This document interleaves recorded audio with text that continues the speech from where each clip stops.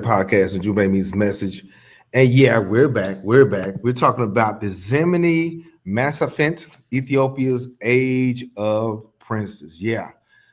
Get you something to write on, something to write with. We're going to talk about the Zemene Mesafint, Ethiopia's age of princes. What happens? What happens when an empire loses its center, loses its stronghold? When, say, emperors still wear crowns but hold no power.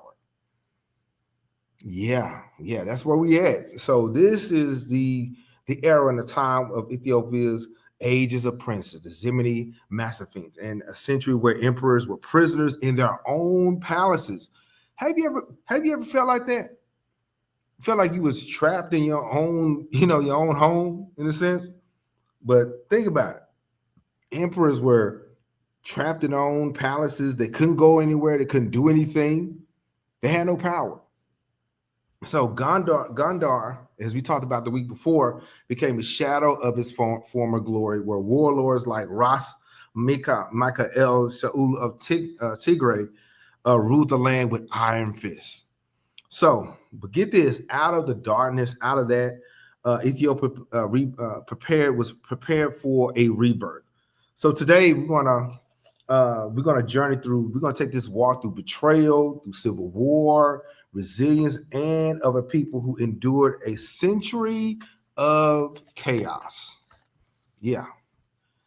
So we'll meet the regents of the area who held true power, the princes who clashed over land and legacy, and the people who survived amidst the famine, war, starvation. So we're going from Gondar's golden palaces to the rise of Soa, places where ruthless lords go from brutality to unification, and the rise of Tuadoros II, who this is a story, I think, is a story of power, fragmentation, and hope.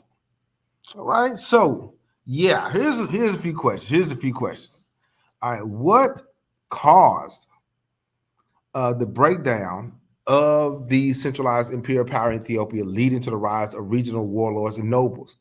How did the Ethiopian Orthodox Tawahedo Church, monastic orders, and regional nobility shape politics during this time? And in what ways did foreign influences such as neighboring states, traders, or European powers affect the balance of power during this period?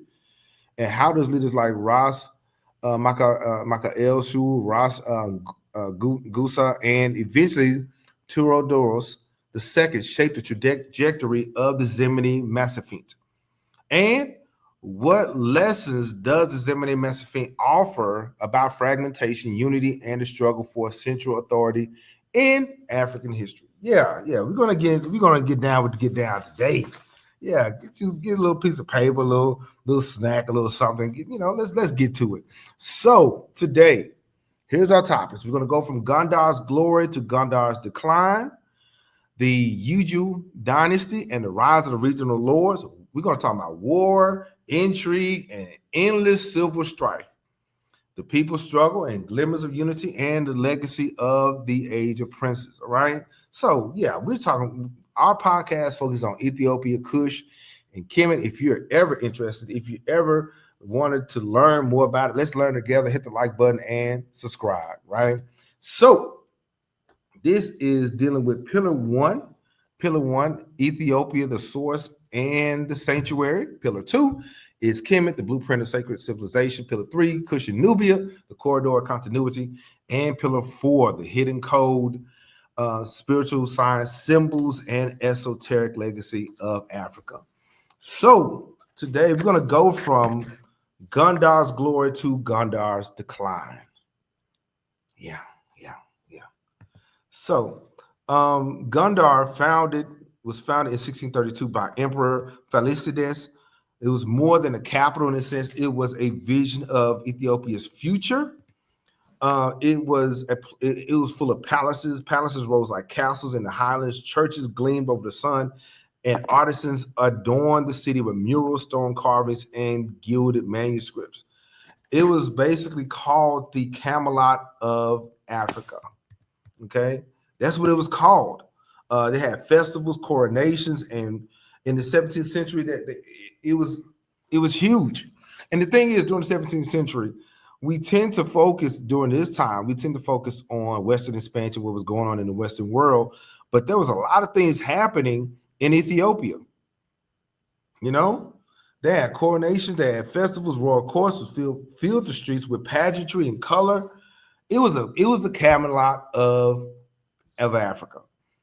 And merchants traveled from as far as the east towards the Red Sea ports and interior trade hubs, bringing wealth and exotic goods like gold, ivory, and even other goods and services, right? But yet, wealth and prestige carried seeds of rivalry. You know, when there's money involved, there's a power struggle, right? And so with this rivalry, the high court became a web of intrigue, a web of, people try to take things by force or by finesse. It was full of ambition, infested with noble families. So by the mid 18th century, imperial power had weakened. The throne remained Solomon's in a sense, but the hands that held it were no longer strong hands. It was no longer hands that ruled the land as a whole. So the throne was high, but the power beneath it was crumbling. Yeah. And at the death of Emperor Iyoas Ioas the first in 1769, it marked the breaking point. A young emperor that was easily manipulated by court factions. This king's demise opened Ethiopia to a new chapter, a new set of problems. Gondar's palaces that was once symbols of centralized power now echoed with whispers of betrayal and sadness. So the once vibrant city began to bear the weight of a political instability as factions vied for control, vied for attention, vied for some room.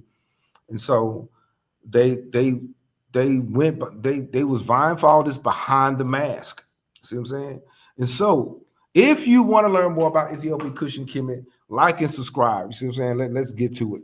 So it's so far we dealt with from Gondar's glory to Gondar's decline. Now we're going to get into the Yejju Dynasty and the rise of regional lords, war, intrigue, endless civil strife.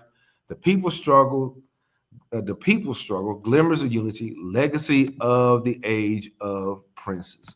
All right. Now, the Yejju Dynasty and the rise of the regional lords. Because at this time, because Ethiopia was shattered in so many different broken pieces, everybody had a hand in it. Everybody who wanted control was able to have control, right? This reminds me of the pre-dynastic era where almost every nome had their own king. So thousands of years later, this is what we have. So when the emperor fell, Ethiopia did not collapse into chaos and confusion overnight. This happened over time, right? So instead the power shifted. Emperors remained; they were still there. The city of Gondar remained; it was still there. The crown of Solomon still gleamed and glistened, but all of this was empty. All of it was for nothing. See, the true rulers were no longer kings, but they were warlords. They was nobles. They was forged in battle. And at the center of the transformation were the Yejju Oromo people, a dynasty of regents who would dominate the throne for decades. So the Yejju regents, we had people like Ras Hailu the First. Ras Hailu the First, he was the founder of the Yejju line. He established the president of the Indries, the regency. Okay, he and his successors, like Ras Guska of Yejju and Ras Hailu II, they controlled the empire through marriage, through alliances, manipulation, and sheer military force. So if they couldn't get that land by force, they would figure out a way to marry somebody. And through tribal marriage, they had through that covenant, they was able to get gain control and acquire some more land, or if anything, the resources, right? So Gondar remained the ceremonial stage where it all happened, where kings rose and fell, but the emperors were crowned, processions performed, ceremonies conducted, yet the Yejju pulled the strings. They were the puppet masters. They were the ones who behind the scenes was having those conversations, having a meeting after the meeting. Yeah, they had, at this point, correct me if I'm wrong, but the Yejju had all the power. And the king that sat upon the throne, he sat there, but the sword was in the hands of the Yejju. Ras Hailu II used marriages to weave a net of loyalty across the highlands, right? Then we had military expeditions, enforced submission in Big Mender and Tigray. So we had marriage right here, we had the military over here, and then regents and nobles balanced diplomacy and terror at the same time. All right, maintaining the grip on Ethiopia. Then we had other regional lords. Then we had other people. It wasn't just, the thing is, it was multiple things happening at one time. Various kings and various rulers in different spaces of Ethiopia vying for power. And so in Tigray, once dominated by Ras Mikael, the ruthless warlord was killed by Iyoas I. But even though he's gone, Tigray remained the counterweight or the counter to Yejju. They was the opposite to Yejju. His descendants alternated between alliance and rebellion, raising armies that bloodied the highlands, that they had a strong military, and the Yejju knew it. Yeah. Look, y'all, the Portuguese is gone. To my understanding, the Ottoman Empire is gone. Well, they're away from there, but the infighting is still continuing. See what I'm saying? That's what's happening. The foreigners are all gone, but now all this dust and all this confusion is left behind because of money and power. And so then we have the Begemender and Gojjam, battle lords of ambition, and then we have the Ras Hailu of Gojjam. He taxed caravans, he fortified the towns, and sometimes ignored both the emperor and regent. This dude said, "I ain't trying to hear nothing y'all say. Come out here and make me." That's power. When people are telling you what to do, all right, when they supposed to be the leader, and they send an email or a letter saying you need to do this, and these are the rules, and they say, "Nah, bro, come out here and make me." That's tough. That's tough. So Ras Hailu of Gojjam, he said he ignored both the emperor and the nobles. Local lords acted as kings in their own right. Say, "You come out here and make me." And then what? So while Gondar burned with intrigue, Sheli Selassie of Soa quietly consolidated, and he built schools and churches and stone fortresses, laying the groundwork for a stronger Ethiopia to come. Meanwhile, while these guys over here fighting, while these guys are arguing and trying to take land and all this, Sheli, Sahle, Selassie of Shoa quietly built schools, built institutions of higher learning, built churches. This is what we need. He said, we don't need war. We need knowledge. That's what was happening. And so we have the Tigray over here. We have the Yejju over here. We have the Begemender and the Gojjam over here, and then Shoa right here building schools. Education is still key. Education is still freedom, fam. Yeah, you can have your warriors. Yeah, you can have everything else. But you got to have some people in your community that knows what they're doing. Can't have dummies around you all the time, right? I'm just saying. And then we had the Oromo clans of the South. Independent Oromo chiefs they would oftentimes tip the balance of power. Some allied with Yejju, and others resisted fiercely, ensuring constant instability. So it was unstable everywhere all the time. Then we go back to the homeland of Gondar. There's chaos in Gondar. So between 1769 and 1855, almost 100 years, Gondar's palace was a revolving door. Yeah, get this, y'all. More than 12 emperors were crowned. Yeah, he's an emperor today and then not an emperor tomorrow. They were deposed, they was blinded or murdered. 12 of them. Now, we thought that double murder was something slick. Man, he said, just watch. The Solomonic line survived, but only as a shadow of his divine authority. And see, we tend to romanticize some of our kingdoms and rulers, ignoring the fact that they had their ups and downs also. Kemet had her ups and downs also. Kush had their ups and downs also. We as a people in the diaspora have our ups and downs also. But it is what do you do with that? What do you do next? Right? And so between 1769 and 1855, Gondar, the Castle of Gondar, was a revolving door. 1 year, the palace wore 3 crowns, and yet the people were none but misery. They had all the crowns in the world, but everybody was still going through. Everybody was still struggling. What's the use of having kings and rulers and the people are being uplifted? What's the use of having community leaders and there's no change for the better? See what I'm saying? And so Ethiopia was like a broken mirror, shards of power scattered across, say, the Tigray, the Yejju, Gojjam, and Shoa. So this fragmentation basically defined the age of princes, defined this era. Politics without unity. There's ceremony without substance.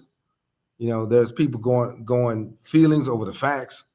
That's what's happening, y'all.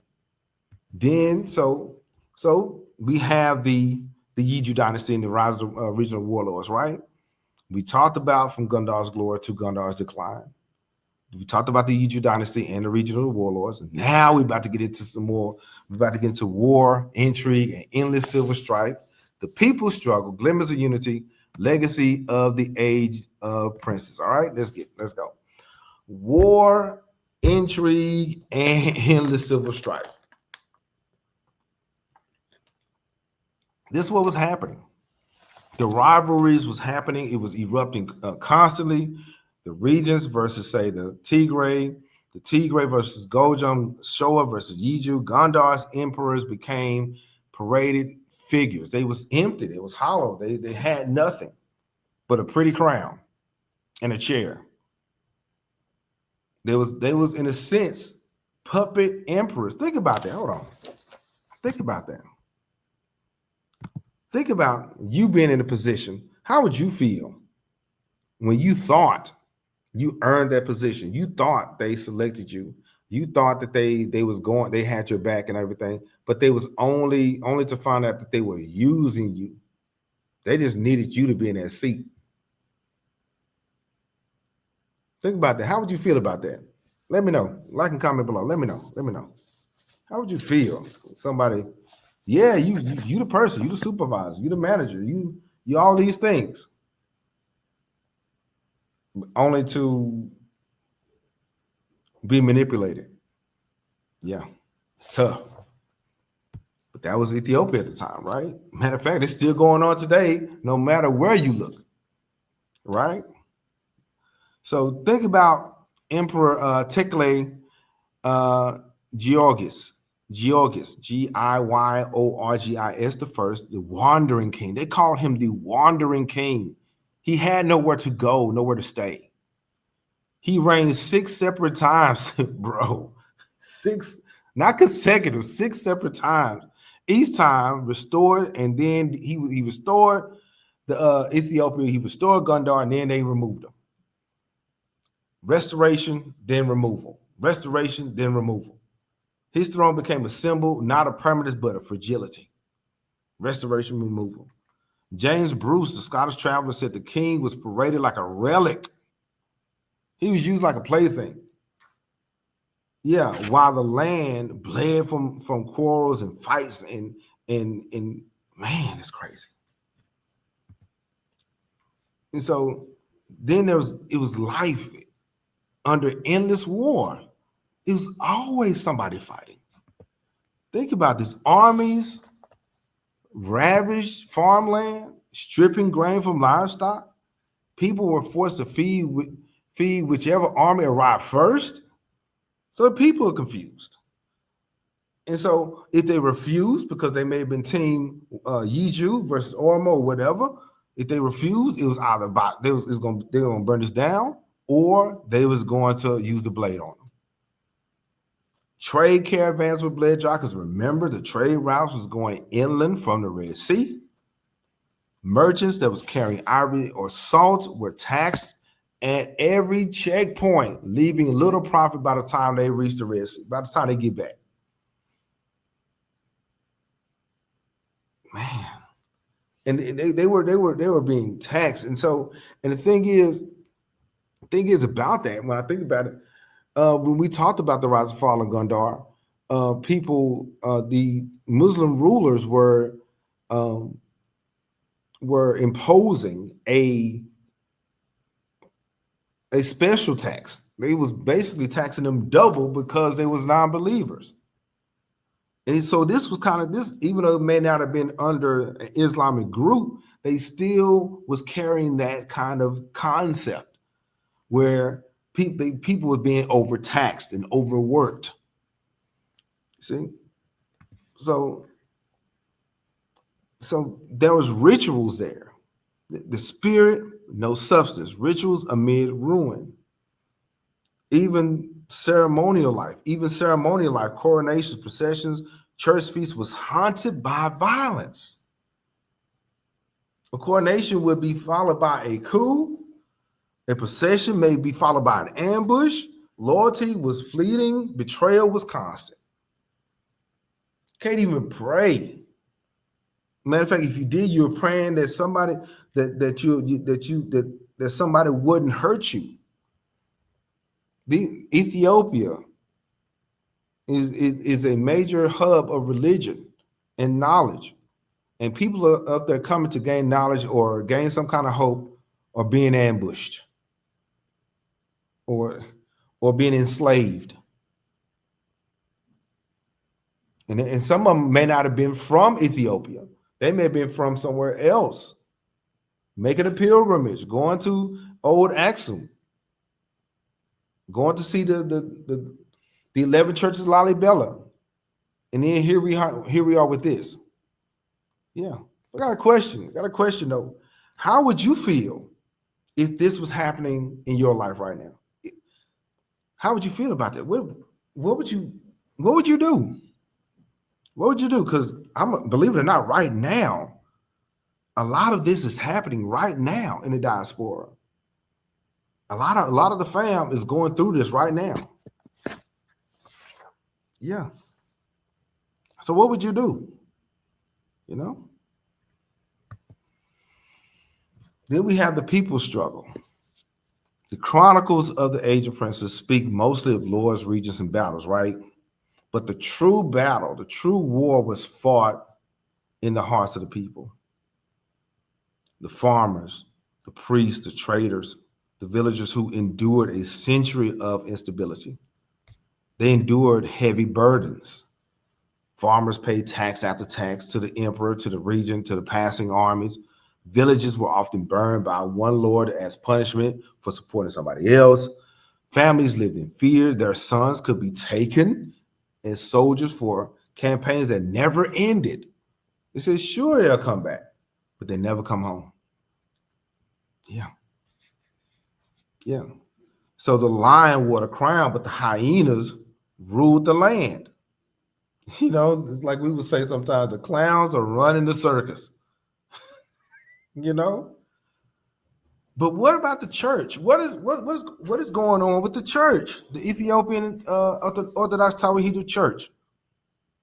Now, the Ethiopian Orthodox Church was both refuge and a battleground.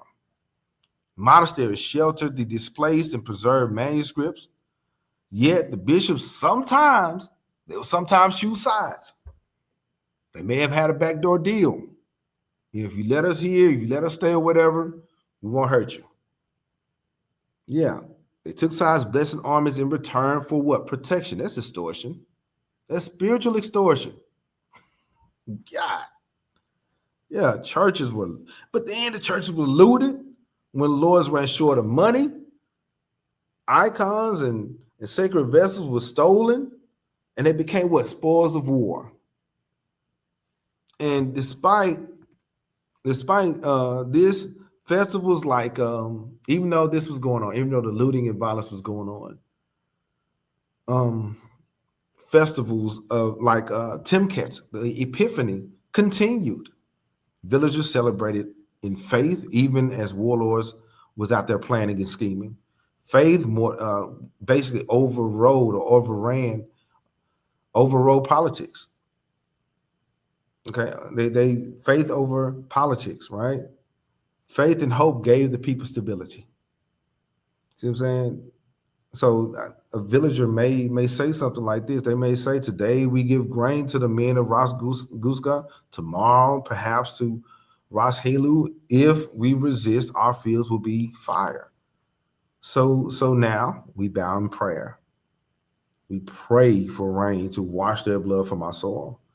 That was the way it is. That's the way it was. That's what was happening. And so the Ethiopian Orthodox Church, though a stabilizing force, often sided with rival factions. Even faith became a battlefield. That's tough. Monasteries were fortified, scriptures hidden, the clergy sometimes became political advisors or pawns in power games. And stories of folklore from this period often paints the lords as hyenas and the emperor as a chained lion. Powerful in image, powerless in reality. But it also carried a whisper of hope that the lion would one day break free. Yeah. And so in the middle of hardship, the culture endured. Songs, religious festivals, and communal traditions carry Ethiopia's memory through its darkest century. Again, the people's resilience became a silent backbone of the nation's survival. That's the thing. That's hope and resilience of Ethiopia, right? The rock-hewn churches of Lalibela was created to be seen as the New Jerusalem, but also a microcosm of the cosmos. As I mentioned before, their orientations align with specific solar events, reinforcing spiritual connection so the people would not leave those places. Why? Because it was spiritually filled with hope and faith. It was a spiritual connection there. The volcanic rock itself is sacred, the living element transformed by human hands into a divine space, right? And the 11 churches carved into living rock were laid out in a pattern that reflects the liturgical calendar, the celestial cross axis, okay? The Bet Medhaim Alim, the house of the Savior of the world, is often overlooked as a kind of African arc structure, balancing sacred proportion and harmonic resonance. So here's the thing. They kicked a couple centuries before that. They kicked the Ethiopians kicked the Templars out, but they are having problems right now with each other. Yeah, that is the irony of it. Centuries before that, they removed the Templars for doing the most. Now they're trying to figure out their way through this century, the age of princes. And so we have some glimmers of unity. The Shoah and the rise of Tuodoros. Okay. In the midst of darkness, the dark ages of princes, there's hope, there's unity there, right? And so we have Shoah's quiet strength. So southward, Salih Selassie of Shoah cultivated stability. He built schools and churches, like I said before, introduced firearms through trade, and fortified his capital. Showa became known as the seedbed of restoration. That's what it's about. So while Gondar staged puppet shows, Showa built real authority. And diplomats visited his court, noting its order compared to the chaos of the north. They said, look, this is great. So this gave birth to the rise of Kassa Hailu. Kassa Hailu. Get this, in the 1840s, a new figure rose from humble beginnings. His name is Kassa Hailu, the future Theodoros II. The Theodoros is born from modest rank in Kara, Qwara. He began as a bandit leader, but one who distributed spoils to the poor, winning loyalty. Whereas the rulers and leaders were taking from the poor, he was giving back to them. His charisma and military brilliance attracted followers from every corner of the fractured land. Through battle and after battle, he defeated Yejju regents, humbled Tigrayan lords, and marched onward to Gondar. Now, but here's the thing: we will go further. We'll go further in chapter 8 with the book. We're going to go further with chapter 8. We're gonna talk about the Emperor Theodoros II next time in chapter 8. But yeah, that's what that is. So the throne of Solomon shall no longer be a mockery. This is what he says. He said, "I will unite Ethiopia or perish." That was his goal. That was his aspiration. And so in 1855, Kassa was crowned Emperor Theodoros II. His coronation marked the end of the Zemene Mesafint, the age of the princes, right? For the first time in nearly a century, Ethiopia had a emperor, a ruler who was more than just a puppet, who was more than just a figurehead. All right. So it was not peace overnight. Okay, it's not peace overnight. No. But Emperor Theodoros II did face resistance, rebellion, and later tragedy. But his rise symbolized Ethiopia's rebirth, the Lion Unchained. They believed it. They wrote it, right? Yeah. So though destructive, the Zemene Mesafint reshaped Ethiopia and brought Ethiopia from, say, the 1700s to all the way up to modern times. Regional entities or regional identities, Tigray, Gojjam, Showa, solidified, creating local power bases that would influence politics for centuries. The idea of a symbolic emperor, though we can preserve the Solomon line, continuity amidst chaos continued later. It would allow rulers like Theodoros II and subsequent emperors to restore unity and national identity. So this era also taught Ethiopia lessons in government, diplomacy, and resilience. Princes and regents demonstrated the dangers of fragmented power, while Showa's rise illustrated the potential of strategic consolidation. And remember, education was key. So the Zemene Mesafint was Ethiopia's century in the wilderness, in that barren land, right? A century where emperors were prisoners in their own homes. Okay, they were symbolic rulers, and the regents and the nobles and warlords ran it. A century where Gondar, once the jewel of the highlands, became a theater of intrigue and humiliation. A century where the people bore the crushing weight of endless wars and battles and famine. But Ethiopia endured. Its faith endured. Its memory and unity endured. From the chaos rose men like Theodoros II, who dreamed of one crown, one empire, and one Ethiopia, right?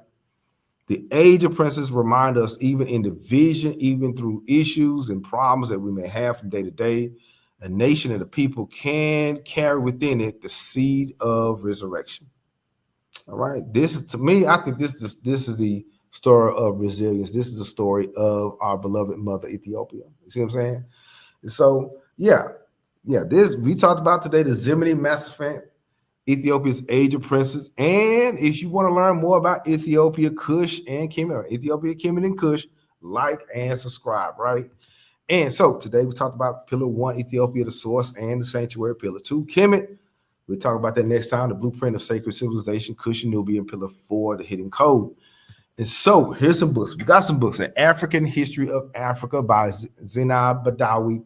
We're going to start getting into that book this fall. Get ready. Here's another book. All right. The affiliate links are in the description. The Orthodox Church of Ethiopia by a history by John Beans. All right. Check it out.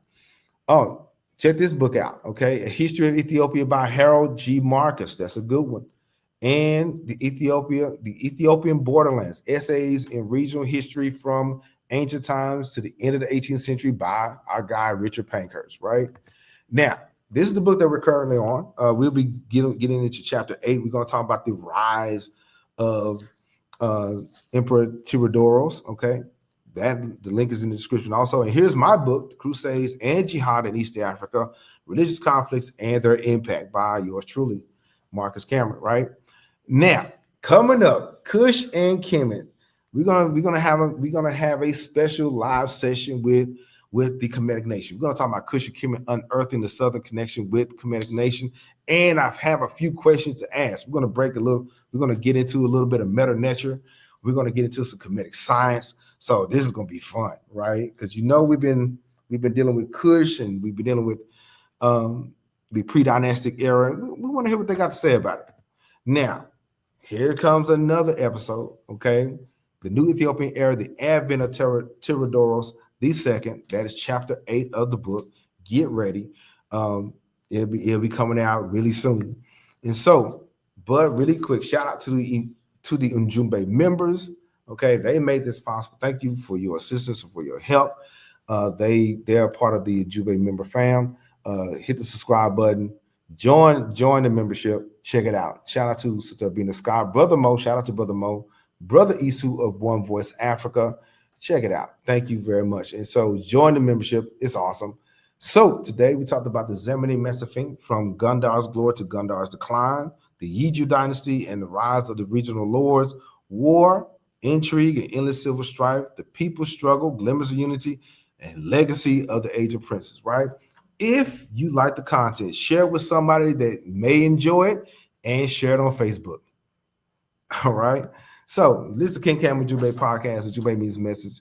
Today's message is the Zemene Mesafint, Ethiopia's Age of Princes. And if you want to catch up with the Ethiopia, the source and the sanctuary, I have a playlist for you. And if you want to catch up on one of our videos, it's coming up.